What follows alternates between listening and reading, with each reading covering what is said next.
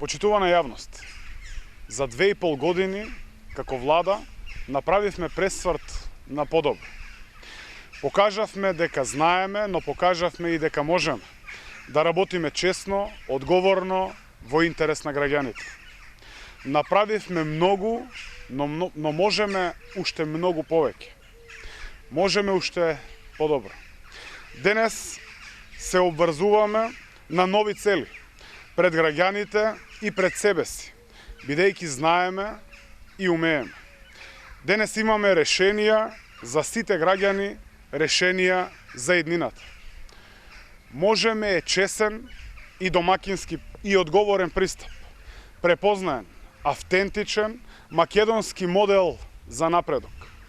Имаме понуда која носи нова македонска развојна економија, која ги штити работниците и носи повисоки плати и нови работни места. Платите во сите сектори ќе продолжат да растат. До крајот на мандатот минималната плата ќе ја качиме до 20.000 денари. Тоа ќе биде плата повисоки за дури 120% од оние 9.000 денари на ВМРО-ДПМН. Просечната плата ќе ја кренеме на 34.000 денари.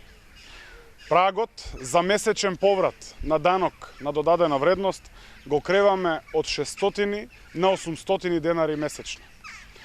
Стотици илјади граѓани ќе продолжат да бидат фискални инспектори.